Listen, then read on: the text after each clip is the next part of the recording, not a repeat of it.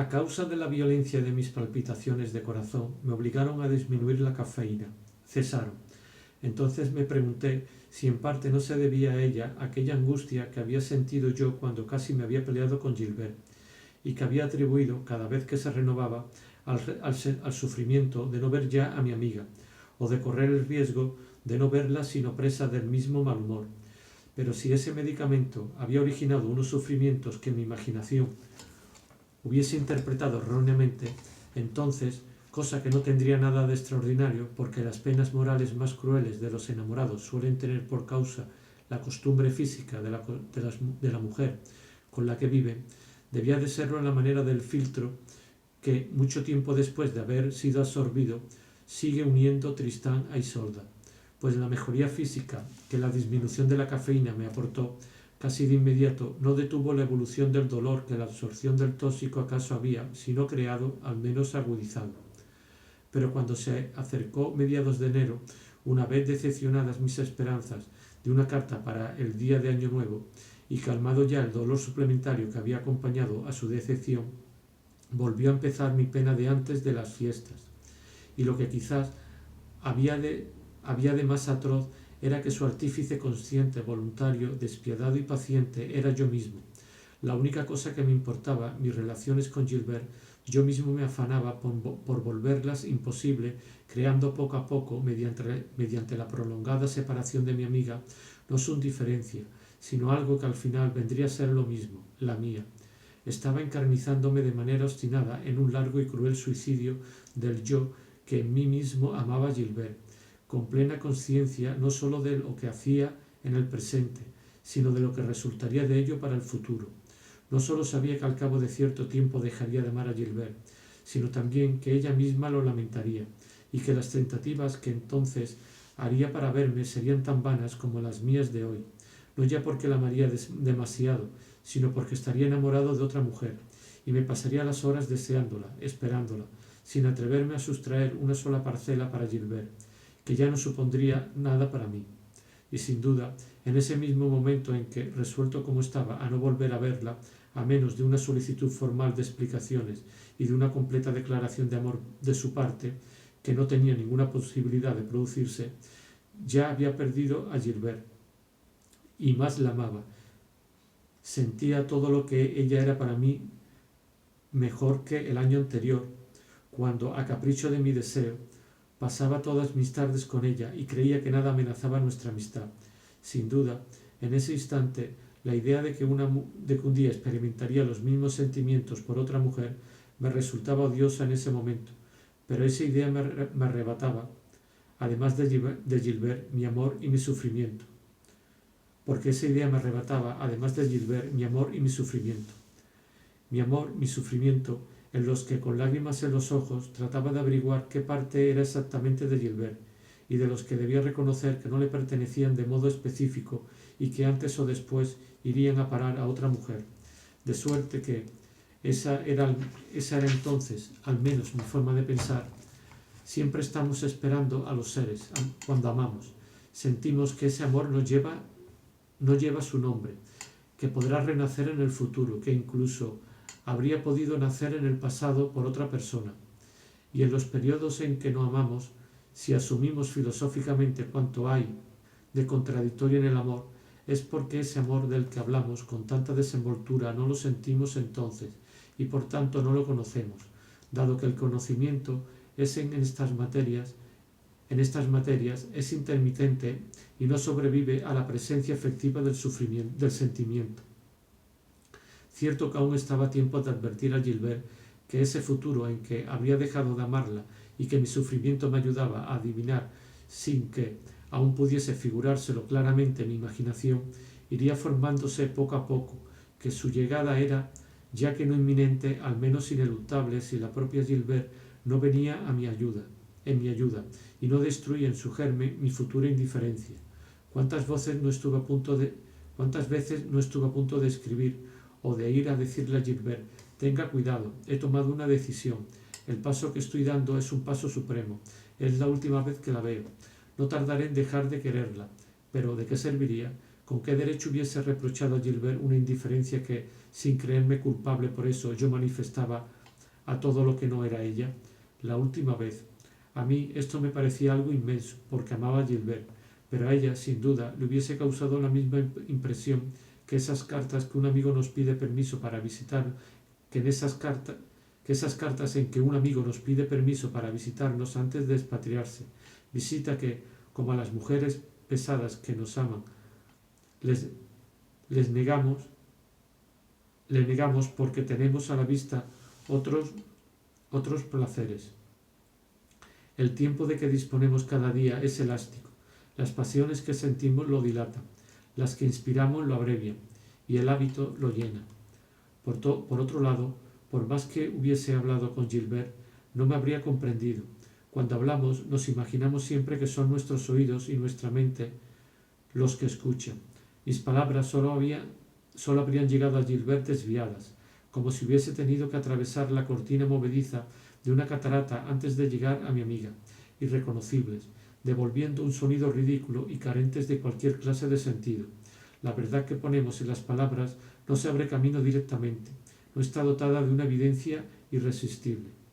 Ha de pasar bastante tiempo para que en los demás haya podido formarse una verdad del mismo orden. Entonces, el adversario político que, pese a todos los razonamientos y a todas las pruebas, veía un traidor en el sectario de la doctrina opuesta, empieza a compartir la convicción detestada cuando ya no la sostiene quien antes trataba de difundirla inútilmente. Entonces la obra maestra, que para los admiradores que la leían en voz alta parecía contener las pruebas mismas de su excelencia, y no ofrecía a sus oyentes otra cosa que una imagen insana o mediocre, será proclamada por ellos obra maestra, aunque sea demasiado tarde para que el autor pueda saberlo. De modo parecido, en amor, hágase lo que se haga, las barreras no pueden ser rotas desde el exterior por aquel a quien desespera, y sólo cuando dejan de preocuparle, de repente, por efecto de un trabajo venido de otra parte, esperando en el interior de aquella que no amaba, esas mismas barreras, acometidas antes sin éxito, caerán sin ninguna utilidad. Si yo hubiese ido a anunciar a Gilbert mi indiferencia futura y el medio de prevenirla, habría deducido de ese paso que mi amor por ella, la necesidad que de ella tenía, eran mayores aún de lo que pensaba, y su hastío por verme habría aumentado. Y es muy cierto, además, que precisamente aquel amor era el que, mediante los extravagantes estados de ánimo que había sucederse en mí, me ayudaba mejor que ella a prever el fin de aquel amor. No obstante, una advertencia como esa quizá la hubiese yo dirigido a Gilbert por carta o de viva voz cuando hubiera transcurrido tiempo suficiente, volviéndola así menos indispensable, aunque también hubiese podido probarle que no lo era. Por desgracia, ciertas personas bien o mal intencionadas le hablaron de mí de un modo que probablemente le permitieron creer que lo hacían a ruegos míos. Cada vez que descubrí, por ejemplo, que Cottard, mi misma madre o incluso Monsieur de Norpois habían vuelto inútil con torpes palabras todo el sacrificio que yo acababa de hacer y echando a perder todos los frutos de mi reserva, adjudicándome falsamente el aire de haber salido de ella, mi enojo era doble. En primer lugar, sólo desde esa fecha podía datar mi persona, mi penosa y fructífera abstención que los Pelma, sin yo saberlo, habían interrumpido y por consiguiente aniquilado, pero además porque me hubiese agradado menos ver a Gilbert, que ahora ya no me creía dignamente resignado, sino entregado a oscuras maquinaciones para conseguir una entrevista que ella había desdeñado conceder. Maldecía yo aquellas inútiles habladurías de personas que a menudo, sin intención de perjudicar o de ayudar siquiera, por nada, solo por hablar, a veces porque nosotros mismos no hemos sido capaces de callar en su presencia y luego son indiscretas como nosotros, nos causan, en un momento dado, tanto daño. Verdad es que la funesta tarea realizada para la destrucción de nuestro amor es tan lejos de jugar un papel igual al de dos personas que tienen por costumbre, la una por exceso de bondad y la otra por maldad, deshacerlo todo en el momento en que todo iba a arreglarse. Mas a esas dos personas no podemos guardarles rencor como a los inoportunos Cottard, porque la última es la persona que amamos y la primera somos nosotros mismos. Sin embargo, Como casi cada vez que acudía a verla, Madame Swann me invitaba a merendar con su hija y me decía que le respondiese directamente. Escribía a menudo a Gilbert y en esa correspondencia no escogía las frases que, en mi opinión, hubiese podido convencerla. Me limitaba a abrir el cauce más dulce para el fluir de mi llanto, porque como el deseo, la pena no busca analizarse, sino satisfacerse. Cuando empezamos a querer, pasamos el tiempo no en conocer la naturaleza del amor, sino en preparar las posibilidades de las citas del día siguiente. Y cuando renunciamos, no intentamos conocer nuestra pena, sino ofrecer de ella a quien la causa la expresión que nos parece más tierna. Decimos las cosas que necesitamos decir y que el otro no comprenderá. Solo hablamos para nosotros mismos. Le escribía. Había pensado que no me resultaría posible, pero veo que no es tan difícil. También decía, probablemente no volveré a verla, y lo decía guardándome todavía de una frialdad que hubiese podido parecer la afectación, y mientras las escribía, esas palabras me hacían llorar porque sentía que expresaban no aquello que habría querido creer, sino lo que en realidad ocurría. Porque a la siguiente petición de cita que ella me dirigiese, yo aún tendría, como en esa ocasión, el valor de no ceder, y de rechazo en rechazo, poco a poco llegaría el momento en que, a fuerza de no haberla visto, no desearía verla. Lloraba, pero encontraba el valor, conocía la dulzura de sacrificar la dicha de estar a su lado a la posibilidad de parecerle agradable un día en que, parecerle agradable me resultaría indiferente, porque en sí misma, poco verosímil, la hipótesis de que en ese instante, como ella había pretendido durante la última visita que yo le había hecho, Gilbert me amase, de que lo que yo interpretaba como el hastío que inspiraba alguien de quien estamos hartos solo fuese debido a una susceptibilidad celosa, a una simulación de indiferencia análoga a la mía, no hacía sino volver menos cruel mi resolución. Me parecía entonces que dentro de unos años, después de habernos olvidado el uno del otro, cuando retrospectivamente pudiese decir que la carta que en ese momento estaba escribiéndole no tenía nada de sincera, ella me respondería, ¿cómo? ¿Usted me quería? Si supiese cómo aguardaba yo esa carta, cómo esperaba una cita, cómo me hizo llorar. Mientras le escribía, nada más volver de casa de su madre, la idea de que quizás estaba consumando precisamente ese malentendido, esa idea, por su tristeza misma, por el placer de imaginarme que Gilbert me amaba, me empujaba a proseguir mi carta. Si, en el momento de despedirme de Madame Swann, cuando su té acababa, estaba pensando en lo que iba a escribirle a su hija, Madame Cottard había tenido, al irse, pensamientos de naturaleza muy distinta. Durante su pequeña inspección no había dejado de felicitar a Madame Swann por los muebles nuevos, por las recientes adquisiciones observadas en el salón. Además, en él podía encontrar, aunque en cantidad mínima, algunos de los objetos que Odette poseía antes en el palacete de la calle La Perouse, en particular sus animales de materias preciosas, sus amuletos. Pero como Madame Swann había aprendido de un amigo por el que sentía veneración, la palabra pacotilla, que le había abierto nuevos horizontes porque precisamente designaba las cosas que unos años antes le habían parecido chic, todas aquellas cosas, una tras otra, habían ido siguiendo en su jubilación al encañado dorado que servía de apoyo a los crisantemos, a tantas bomboneras de Giroux y al papel de cartas con corona, por no hablar de los luises de cartón diseminados sobre las chimeneas y que mucho antes de conocer a Swann, un hombre de buen gusto, le había aconsejado sacrificar.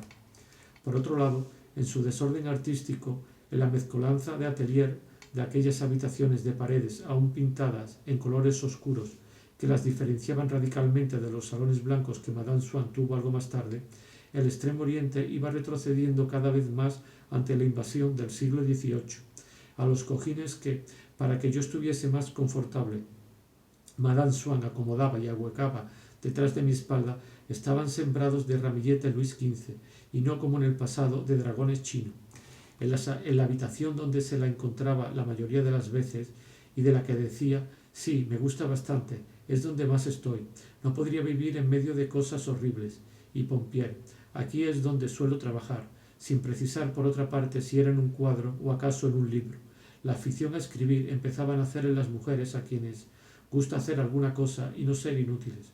Estaba rodeada de Sajonia. Le gustaba esa última clase de porcelana cuyo nombre pronunciaba con acento inglés, hasta el punto de decir de cualquier cosa: es bonita, se parece a las flores de Sajonia. Pero por esos objetos temía, más aún que en el pasado por sus figuritas y sus jarrones de porcelana, el tacto ignorante de los criados, a quienes hacía espiar las angustias que le habían causado con arrebatos de ira que Swann, tan cortés y amable con la servidumbre, presenciaba sin sorprenderse. La visión lúcida de ciertas bajezas no mengua por lo demás el cariño. Al contrario, éste no las vuelve encantadoras. Ahora rara vez recibía Odette a sus íntimos en aquellas batas japonesas, sino más bien con las sedas claras y esponjosas de unas batas Watteau, cuya espuma florida acariciaba con gesto estudiado sobre los senos y en las que se sumergía, se abandonaba y retozaba con tal aire de bienestar, de frescor de la piel y con respiraciones tan profundas que parecía considerarlas no ya decorativas a la manera de un cuadro, sino tan necesarias como el tap o el footing para satisfacer las exigencias de su fisonomía y los refinamientos de su higiene. Solía decir que le sería más fácil vivir sin pan que sin arte y sin limpieza, y que la hubiese entristecido más ver arder la Gioconda que a multitudes de personas que ella conocía. Teorías que parecían paradójicas a sus amigas, pero que la hacían pasar por mujer superior entre ellas y le valían una vez a la semana la visita del embajador de Bélgica. De suerte que en el pequeño mundo cuyo sol era ella, todos se hubieran quedado atónitos de saber que en otras partes, en casa de los Verdurin, por ejemplo, pasaba por estúpida. Debido a esa viveza de mente, Madame Swann prefería el trato de los hombres al de las mujeres.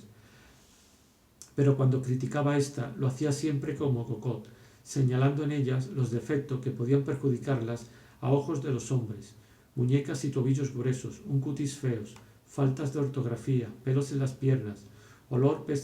pestilencial y cejas falsas. En cambio, con alguna que en el pasado le había mostrado indulgencia y amabilidad, se mostraba más cariñosa, sobre todo si era desdichada. La defendía con habilidad diciendo: somos injustos con ella, porque es una mujer amable, se lo aseguro. Mas no era solo el mobiliario del salón de Odette, era la misma Odette la que resultaba casi reconocible a Madame Cottard y a todos los que habían tratado a Madame de Crécy si hacía mucho tiempo no la habían visto. Parecía tener tantos años menos que antes. Sin duda se debía en parte a que había engordado y, como había recobrado la salud, su aspecto parecía más tranquilo, fresco y reposado, y en parte a que los nuevos peinados de cabellos lisos le alargaban la cara, animada por unos polvos rosas y donde ahora parecían absorbidos sus ojos y el perfil, antes demasiado prominentes. Pero otra razón para ese cambio era que, llegada a la mitad de la vida, Odette se había descubierto por fin o inventado una fisonomía personal, un carácter inmutable, un tipo de belleza, y sobre sus rasgos deslavazados, que tanto tiempo entregados a los caprichos azorosos e impotentes de la carne, capaces de adquirir a la menor fatiga en un instante años enteros, una especie de efímera vejez, le habían compuesto, bien que mal,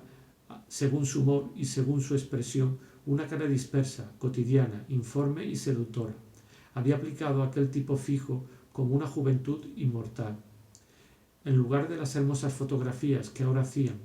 de su mujer y de las que la misma expresión enigmática y victoriosa ayudaba a reconocer, cualesquiera que fuese el traje o el sombrero, su silueta y su rostro triunfante, Swann tenía en su cuarto un pequeño daguerrotipo antiguo muy sencillo, anterior a la fijación de ese tipo, y del que parecían ausentes la juventud y la belleza de Odette, que aún no las había encontrado. Pero indudablemente, por fidelidad o por haber vuelto a una concepción diferente, Swann apreciaba en la joven delgada de ojos pensativos, rasgos cansados y actitud suspensa entre el movimiento y la movilidad, una gracia más botticelliana. De hecho, todavía le gustaba ver en su mujer un Botticelli. Odette, que en cambio tendía a no realzar sino a componer, a disimular lo que en ella misma no le agradaba, lo que para un artista acaso fuese su carácter, pero que a sus ojos de mujer eran defectos, no quería ni oír hablar de ese pintor. Swann poseía un maravilloso chal azul y rosa que había comprado porque era exactamente el de la Virgen del Magnificat, pero Madame Swann no quería ponérselo. Solo una vez permitió que su marido le encargase un vestido todo cuajado de margaritas, de ancianos, de miosotis y de campánulas, según la primavera de la primavera. A veces, por la noche, cuando estaba cansada, Swann me hacía observar en voz baja el modo en que su mujer, sin darse cuenta, repetía con sus manos pensativas el movimiento suelto, un poco convulso de la Virgen que moja su pluma en el tintero que le tiende el ángel, antes de escribir sobre el libro sagrado donde ya está trazado la palabra Magnificat. Pero añadía, sobre todo no se lo diga, bastaría que lo supiese para que no volviese a hacerlo.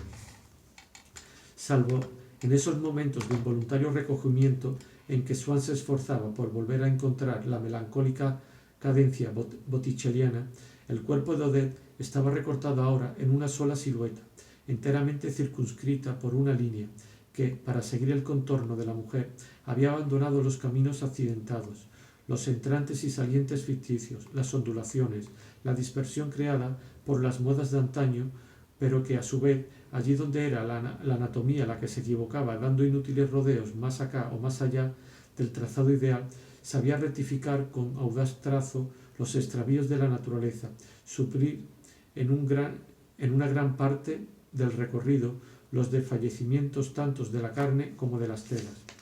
Las almohadillas, el transportín del horrible miriñate, habían desaparecido lo mismo que aquellos corpiños con faldones que, atiesados por las ballenas y rebasando la falda, habían añadido durante mucho tiempo a Odette un vientre postizo, prestándole la apariencia de estar hecha de piezas distintas que ninguna individualidad podía unificar. La verdad de los flecos y la curva de los encañonados había cedido el sitio a la inflexión de un cuerpo que hacía palpitar la seda de lo mismo que la sirena bate la onda, y prestaba a la percalina una expresión humana, ahora que se había liberado como una forma organizada y viviente del largo caos y de la nebulosa envoltura de las modas destronadas. De alguna de ellas, sin embargo, Madame Swann había sabido conservar vestigios, en medio incluso de las que vinieron a reemplazarlas. Cuando de noche, incapaz de trabajar y seguro de que Gilbert estaba en el teatro con unas amigas, me iba de improviso a casa de sus padres. Solía encontrar a Madame Swann con algún elegante deshabillé, cuya falda, de uno de aquellos bellos tonos oscuros, rojo fuerte o naranja, que parecían expresar un significado especial porque ya no estaban de moda, cruzaba oblicuamente una ancha franja calada de encaje negro que recordaba los antiguos volantes. Cuando un día todavía frío de primaveras, antes de mi riña con su hija, Odette me había llevado al jardín de aclimatación, bajo la chaqueta que, a medida que entraba en calor por el paseo, entreabría más o menos el borde dentado de su blusa, recordaba la solapa entrevista de algún chaleco ausente, parecido a los que llevaba algunos años atrás y que le gustaban por los bordes ligeramente recortados, y llevaba la corbata, de aquel dibujo escocés al que guardaba fidelidad, pero suavizado tanto los tonos, el rojo convertido en rosa y el azul en lila, que casi habría podido pensarse en uno de esos tafetanes con visos tornasolados que eran la última moda. Anudaba de tal modo bajo la barbilla, sin que pudiera verse dónde estaba prendida, que inevitablemente se pensaba en aquellas cintas de sombreros caídas ya en desusos. A poco que consiguiese durar así algún tiempo todavía, los jóvenes, tratando de comprender sus toilets, dirían: Madame Swann es toda una época, ¿verdad? Como en un bello estilo que superpone formas diferentes y que revigoriza una tradición oculta, en la toilette de Madame Swann aquellos inciertos recuerdos de chalecos o de lazadas, a veces una tendencia pronto reprimida al salto en barca, e incluso una alusión lejana y vaga al sígame joven, hacía circular bajo la forma concreta el parecido inacabado de otras más antiguas que era imposible encontrar realizadas efectivamente por la costurera o la modista, pero que sin cesar venían a la mente y envolvían a Madame Swann en un no sé qué de noble, acaso porque la inutilidad misma de aquellos atavíos hacían que pareciesen responder a un fin más que utilitario, quizás por el vestigio conservado de los años pasados o también por una especie de individualidad indumentaria peculiar de aquella mujer y que daba a sus vestidos más variados un mismo aire de familia. Se notaba que en el vestir no miraba simplemente la comodidad o el adorno de su cuerpo, iba rodeada por su toilette como por el aparato delicado y espiritualizado de una civilización. Cuando Gilbert, que solía dar sus meriendas el día en que recibía a su madre, debía de estar por el contrario ausente, y por eso podía ir yo al Choufleury de Madame Swann, la encontraba vestida con algún bello traje, unos de tafetán, otros de falla, o de terciopelo, o de crespón de China, o de raso, o de seda, y que al no ir suelto como los de Savillé, que solía ponerse en casa, sino combinados como para salir a la calle, infundían a su ociosidad doméstica esa tarde un no sé qué de vivo y de activo. Y sin duda, la atrevida simplicidad de su corte casaba bien con su estatura y movimientos, cuyo color parecía ser el de las mangas, distinto cada día.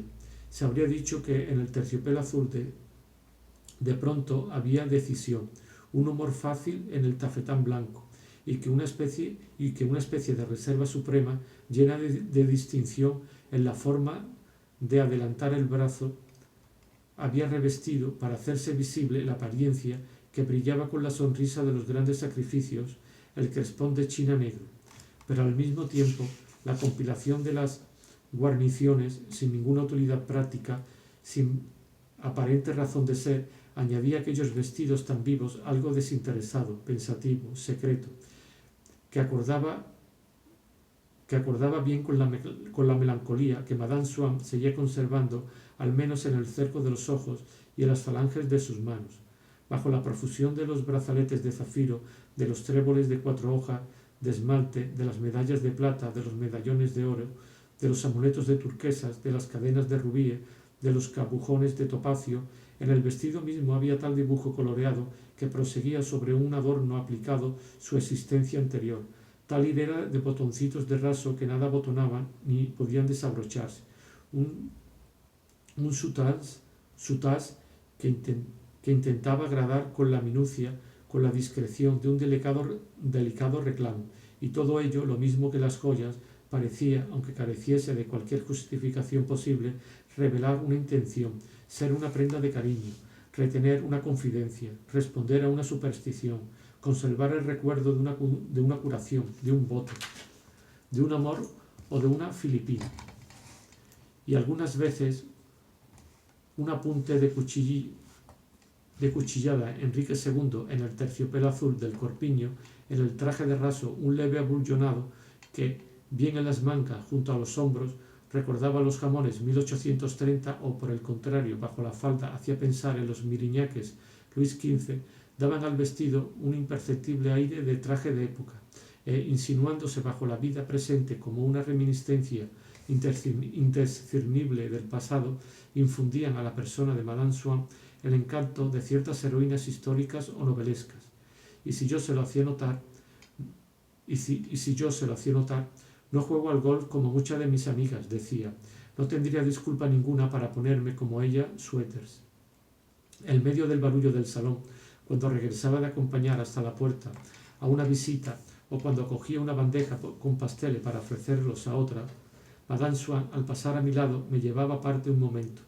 Gilbert me ha encargado expresamente que le invite a almorzar pasado mañana. Cuando no estaba segura de verle, iba a escribirle si usted no hubiese venido. Yo seguía resistiendo, y esa resistencia me costaba cada vez menos, porque por más que apreciamos el verano que nos hace daño, cuando por alguna necesidad nos vemos privados de él desde hace algún tiempo, no podemos dejar de valorar el reposo que ya no conocíamos, la ausencia de emociones y sufrimientos. Si no somos totalmente sinceros al decirnos que no queremos volver a ver a la que amamos, tampoco lo seríamos diciendo que deseamos verla, porque indudablemente solo podemos soportar su ausencia prometiéndonos que ha de ser breve, pensando en el día en que volveremos a encontrarnos, pero por otro lado sentimos que esos sueños cotidianos de una entrevista próxima y sin cesar, aplazada, son menos dolorosos de lo que sería una entrevista seguida acaso de celos, de suerte que la noticia de un inminente encuentro con la amada produciría una conmoción poco agradable. Lo que ahora vamos aplazando de día en día no es el final de la intolerable ansiedad causada por la separación, sino el temido renacimiento de unas emociones sin salidas. Cuán preferible es a una entrevista semejante el recuerdo dócil que podamos completar a nuestro gusto con fantasías donde la que en realidad no nos ama nos hace en cambio, cuando estamos completamente solos, declaraciones de amor. Ese recuerdo al que, añadiéndole poco a poco mucho de lo que deseamos, podemos llevar al grado de dulzura apetecido. Cuán preferible es a la entrevista aplazada, en la que habríamos de vernos frente a un ser al que ya no podríamos dictar las anheladas palabras conforme a nuestro gusto, y del que en cambio habríamos de sufrir nuevas frialdades, violentas, inesperadas. Todos sabemos, cuando ya no amamos, que el olvido, incluso el vago recuerdo, no causan tanto sufrimiento como el amor desgraciado. Y era de ese olvido anticipado del que, sin confesármelo, yo prefería la sosegada dulzura. Por otra parte, lo que semejante cura de desapego psíquico y de aislamiento puede tener de penoso, está destinado a menguar cada vez más por otro motivo, porque, esperando curarla, debilita esa idea fija que es un amor. El mío era aún lo bastante fuerte para empeñarse en reconquistar por todo mi prestigio a ojos de Gilbert, prestigio que, a mi parecer, y gracias a mi voluntaria separación, debía aumentar progresivamente, de suerte que cada uno de aquellos tranquilos y tristes días en que no la veía, sucediéndose uno a otro sin interrupción, sin prescripción, siempre que algún pelma no se entrometiese en mis asuntos, era una jornada no ya perdida, sino ganada, inútilmente ganada quizás, pero pronto podía darme por curado. La resignación, modalidad del hábito, permite un crecimiento indefinido a ciertas fuerzas, aquellas tan ínfimas que yo tenía para soportar mi pena la primera noche de mi pelea con Gilbert, había conseguido desde entonces una potencia incalculable. Solo que la tendencia de todo cuanto existe a prolongarse se ve truncada a veces por bruscos impulsos a los que cedemos sin demasiados escrúpulos, pues ya sabemos durante cuántos días, durante cuántos meses hemos podido y podremos todavía privarnos. Y a menudo es cuando la bolsa de nuestros ahorros va a estar llena, cuando la vaciamos de golpe, y sin esperar el resultado del tratamiento y cuando ya nos hemos habituado a él, es cuando lo cortamos. Y un día, en que Madame Swann me repetía sus habituales frases sobre el placer que Gilbert tendría de verme, poniéndome la dicha de la que hacía tanto tiempo me privaba al alcance de la mano, me sentí trastornado al comprender que todavía era posible saborearla, y me costó trabajo esperar al día siguiente. Acababa de decir que iría a sorprender a Gilbert antes de su cena. Lo que me ayudó a sobrellevar con paciencia todo el espacio de una jornada fue un proyecto que hice. Desde el momento en que todo estaba olvidado, en que me había reconciliado con Gilbert, solo quería verla como enamorado. Todos los días recibiría de mí las flores más hermosas que hubiese, y si Madame Swann, aunque no tuviese derecho a ser una madre demasiado severa, no me consentía envíos cotidianos de flores, ya encontraría yo regalos más valiosos y menos frecuentes. Mis padres no me daban dinero suficiente para comprar cosas caras. Pensé en un gran jarrón antiguo de porcelana china que había heredado de mi tía Leonie, y del que mamá aseguraba cada día que François habría de venir uno a decirle se ha deshecho, y del que no quedaría nada. En esas condiciones, ¿no era más prudente venderlo para poder proporcionar a Gilbert todo el placer que yo quisiese? Pensaba que fácilmente podría sacar por él 1000 francos. Mandé que lo envolviera. La costumbre me había impedido verlo nunca. Separarme de él tuvo por lo menos una ventaja, que fue la de dármelo a conocer. Lo llevé conmigo antes de ir a casa de los Swann, y al dar su dirección al cochero le dije que pasase por los Campos Elíseos, donde en una esquina estaba la tienda de un gran comerciante de objetos chinos que conocía mi padre. Para mi gran sorpresa me ofreció en el acto por el jarrón no 1000, sino 10.000 francos. Cogí aquellos billetes extasiados. Durante todo un año podría colmar cada día Gilbert de rosas y de lilas. Cuando, tras la salida de la tienda, monté de nuevo en el carruaje, el cochero, naturalmente, dado que los Swan vivían cerca del Oise, en vez del camino habitual, se encontró bajando la avenida de los Campos Elíseos. Ya había pasado la esquina de la calle de Berry, cuando, en el crepúsculo, creí reconocer, muy cerca de casa de los Swan, pero yendo en dirección opuesta y alejándose, a Gilbert, que caminaba muy despacio, aunque con paso decidido, junto a un joven con el que hablaba y cuyo rostro no pude distinguir. Me levanté en el coche con la intención de mandar parar, pero luego dudé. Los dos paseantes ya estaban algo lejos, y las dos líneas suaves y paralelas que trazaban su lento paseo iban difuminándose en la sombra elísea. No tardé en llegar delante de la casa de Gilbert. Me recibió Madame Swann. «Ay, cuánto va a sentirlo», me dijo. «No sé cómo no está aquí. Hace un rato, después de una clase, ha tenido mucho calor y me ha dicho que quería ir a tomar un poco el aire con una amiga. Me parece haberla visto en la avenida de los Campos Elíseos.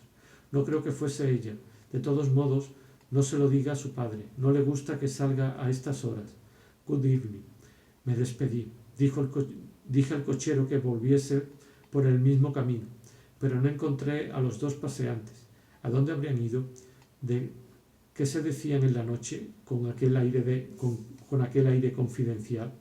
Volví a casa, sujetando con desesperación los 10.000 inesperados francos que hubiesen debido permitirme proporcionar tantos pequeños placeres a aquella Gilbert que ahora estaba resuelto a no volver a ver. Sin duda aquella parada en la tienda de objetos chinos me había alegrado, haciéndome esperar que no habría de ver más a mi amiga sino contenta de mí y agradecida. Mas si no hubiese hecho esa parada, si el coche no hubiese tomado por la avenida de los Campos Elíseos,